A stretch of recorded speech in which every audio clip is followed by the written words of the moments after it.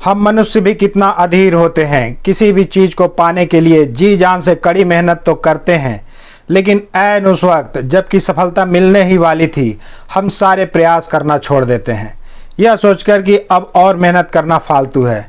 लेकिन मेरे दोस्त, पिक्चर तो वहीं से शुरू होती है जहां आप प्रयास करना छोड़ देते हो। आज की कहानी में आप यही सीखने वाले हैं कि कैसे आपकी निरंतर मेहनत का फल किसी और रूप में आपको मिलता ही है, जिसके बारे में आपने शायद कभी सोचा ही नहीं था। नमस्कार दोस्तों, मैं राजेश चौहान आपका हार्दिक स्वागत करता हूं हमारे YouTube चैनल राजेश क्लासेस में। अगर आप चैनल पर नए हैं और हमेशा ही दूसरों से आगे रहना चाहते हैं तो चैनल को सब्सक्राइब करके रख लें। आज आपको एक लाइफ चेंजिंग सीख तो मिलेगी ही, साथ ही इस कहानी के माध्यम से आप बेस्ट इंग्लिश नॉलेज भी पाने वाले हैं, जो कि इंग्लिश के मामले में भी आपको दूसरों से बहुत अलग बनाएगा। क्योंकि मैं अपने हर वीडियो में जो नॉर्मल इंग्लिश वर्ड्स होते हैं उनके बिल्कुल यूनिक मीनिंग लेकर आता रहता हूं, जो आज से पहले शायद ही किसी ने आपको बताया होगा। तो वीडियो को बिल्कुल भी स्किप मत कीजिएगा, वरना आप बहुत ही ज़रूरी चीज़ मिस कर देंगे। चलिए आज की इस बेहद रोचक कहानी को शुरू करते हैं। आज की इस कहानी का शीर्षक है the frog and the pale of milk. Frog मतलब होता है मेढक, एंड द पेल, पेल मतलब होता है बाल्टी, घड़ा, दूध या पानी रखने वाला जो बाल्टी होता है घड़ा, उसको पेल बोला जाता है। ऑफ मिल्क मतलब दूध की बाल्टी, मेढक और दूध की बाल्टी। Once upon a time there was a farm. एक समय की बात है। जब भी हम ये सेंटेंस देखेंगे वंस अपॉन अ टाइम, तो इसका हिंदी अनुवाद होगा एक समय की बात है। देयर वॉज अ फार्म, एक खेत था। देयर इंट्रोडक्टिव वर्ड है, ये सेंटेंस को पूरा करने के लिए लगाया गया है क्योंकि इसमें वर्ब या ऑब्जेक्ट नहीं है। A frog also lived on the farm. एक मेढक भी, ऑल्सो मतलब भी, लिव्ड रहता था, ऑन द फार्म उस खेत पर रहता था, खेत में रहता था। वन डे, एक दिन, he was hopping around the farmyard. एक दिन वह क्या कर रहा था? Hopping around. हॉपिंग मतलब होता है कूदना, उछलना, फुदकना। अराउंड मतलब होता है इधर उधर, आसपास, इर्द गिर्द, चारों तरफ। तो वह फार्म यार्ड, यार्ड मतलब, फार्म मतलब तो खेत होता है, यार्ड मतलब बाड़ा होता है, घेरा होता है। जो चारों ओर से खेत को घेरने के लिए जो बाड़ा लगाया जाता है ना, उसको यार्ड बोला जाता है। तो जो खेत के बाड़े के इर्द गिर्द वह कूद फांद कर रहा था। होपिंग मतलब कूदना, फांदना, उछलना। तो वह कूद फांद कर रहा था। ये जो है पास्ट कंटिन्यूअस टेंस का ये सेंटेंस है, क्योंकि यहाँ पे हेल्पिंग वर्ब वाज लगा है एक वचनकर्ता के साथ, और मेन वर्ब में आईएनजी जुड़ा हुआ है। तो हम कह सकते हैं पास्ट कंटिन्यूअस टेंस का ये वाक्य है कि वह खेत के बाड़े के इर्द गिर्द वह कूद फांद कर रहा था, मेढक।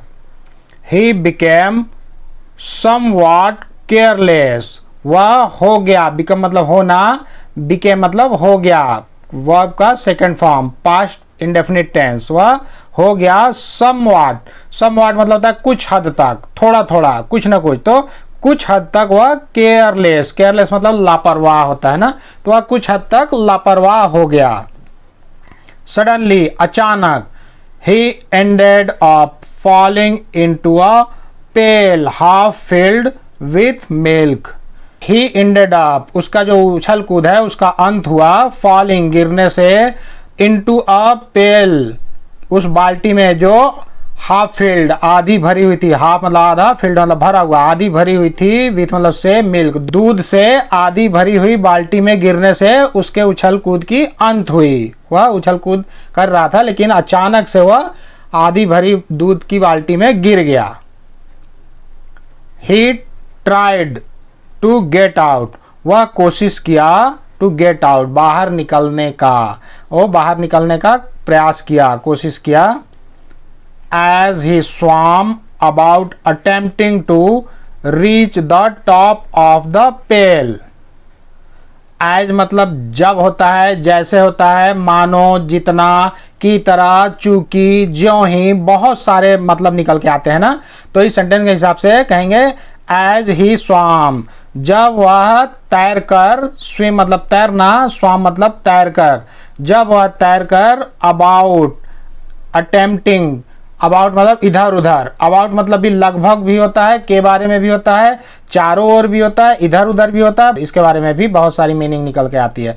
तो वह इर्द गिर्द, इधर उधर, चारों तरफ तैर कर जब वह अटेम्प्टिंग टू रीच, पहुंचने का प्रयास किया, द टॉप ऑफ द पेल, उस बाल्टी के शीर्ष पर, टॉप मतलब शीर्ष, ऊपरी भाग, तो जब वह बाल्टी के ऊपरी भाग पर तैर कर पहुंचने का प्रयास किया, रीच मतलब पहुंचना, पहुंचने का प्रयास किया, ही फाउंड, वह पाया कि the sides of the pail were too high and steep to climb out, वह पाया कि जो उसके किनारे, साइड्स मतलब किनारा, सिरा, तो उस बाल्टी के जो चारों ओर के किनारे थे वह टू मतलब बहुत, हाई मतलब ऊंचे, बहुत ऊंचे थे, और स्टेप, स्टेप मतलब होता है खड़ी ढलांग, टू क्लाइंब आउट, और चढ़कर बाहर निकलने के लिए उसकी ढलांग बहुत खड़ी थी, तो वह बाहर नहीं निकल पाया।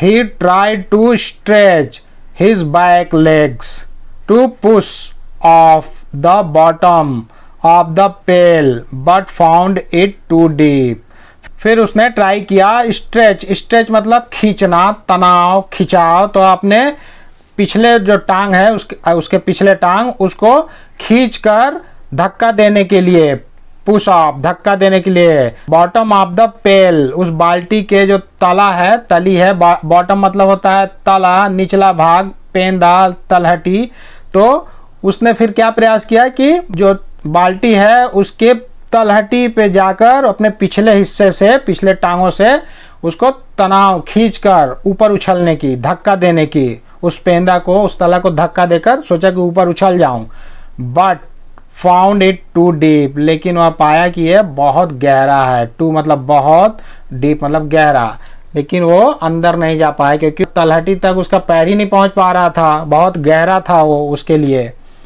But he was determined to get out, लेकिन वह डिटरमाइंड था, डिटरमाइंड मतलब होता ठानना, दृढ़ निश्चय करना, तय करना, तो वह ठान लिया था, टू गेट आउट बाहर निकलने का वो ठान लिया था वो।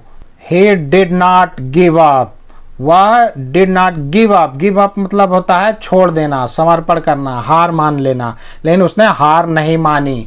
ये जो डिड नॉट है ये पास्ट इंडेफिनिट टेंस के नेगेटिव सेंटेंस में हेल्पिंग वर्ब डिड लगा हुआ है, उसके बाद नॉट लगा हुआ है, ठीक, तो वह उसने हार नहीं मानी, और कंटिन्यू और जारी रखा, टू स्ट्रगल संघर्ष जारी रखा, कंटिन्यू मतलब निरंतरता रखना, जारी रखना, तो स्ट्रगल, स्ट्रगल मतलब संघर्ष, और उसने संघर्ष जारी रखी। ही केप्ट किकिंग एंड स्क्वार्म्ड, वह किकिंग, किकिंग मतलब होता है लात मारना, किक मतलब लात मारना, झटकारना, तो किकिंग लात मारता रहा, केप्ट किकिंग, वह लात मारता रहा, घूसे मारता रहा, लात घूसे, और स्क्वार्म्ड, स्क्वार्म्ड मतलब होता है ऐंठना, छटपटाना, और छटपटाता रहा, उस दूध सी भरी बाल्टी में वह लात घूसे चलाता रहा और छटपटाता रहा इधर उधर। एंड लो, और देखो, all his kicking about in the milk, और उसके जितने भी लात घुसे थे जो इर्द गिर्द चारों ओर मिल्क के जो मार रहा था वह हैड टर्न्ड बदल दिया, द मिल्क दूध को, इनटू बटर मक्खन में, जो उसके जो लात घुसे थे, उसकी छटपटाहट थी जो चारों ओर वह मार रहा था, उससे क्या हुआ, वो दूध जो है बटर में बदल गया। As the butter was solid, as मतलब मैंने बताया था ना जब, जैसे, मानो, जितना, चूंकि, ज्यों ही, बहुत सारा होता है, तो इस सेंटेंस के हिसाब से इसको बोलेंगे चूंकि मक्खन वॉज सॉलिड, सॉलिड मतलब होता है ठोस, तो मक्खन ठोस था, चूंकि मक्खन ठोस था, he easily used it to climb out of the pail, वह आसानी से, इजिली मतलब आसानी से उसका इस्तेमाल किया, यूज इट इस्तेमाल किया, टू क्लाइंब आउट बाहर चढ़कर निकलने के लिए, ऑफ द पेल उस बाल्टी से बाहर निकलने के लिए उसने आसानी से उसका इस्तेमाल किया, मक्खन का, मक्खन के ऊपर वो चढ़ गया और बाहर निकल आया। His hard work had paid off after all. आखिरकार, आफ्टर ऑल मतलब आखिरकार, आखिरकार उसकी कठिन परिश्रम जो है, कड़ी मेहनत जो है, उसकी कीमत अदा हुई, उसकी मेहनत रंग लाई। इस कहानी में ये हमें पता चलता है कि हार्ड वर्क करते रहिए, करते रहिए, करते रहिए। जो इच्छित लक्ष्य है वो आपको मिलेगा ही, चाहे वो दूसरे रास्ते से ही मिले। और यही आज की कहानी का मोरल भी है, मोरल ऑफ द स्टोरी है, हार्ड वर्क ऑलवेज पेज। मतलब कड़ी मेहनत का फल हमेशा मिलता है, उसकी कीमत हमेशा अदा होती है। तो हमें भी हार नहीं मानना है और निरंतर अपना संघर्ष जारी रखना है। सफल होने से आपको कोई रोक ही नहीं सकता है, इसका यही एक नियम ही है। हार्ड वर्क करते जाइए और गिव अप मत कीजिएगा, तो आप देखेंगे कि एक दिन आपको सफलता मिल जाएगी, मनचाही सफलता मिल जाएगी आपको। तो इस वीडियो में आज के लिए बस इतना ही।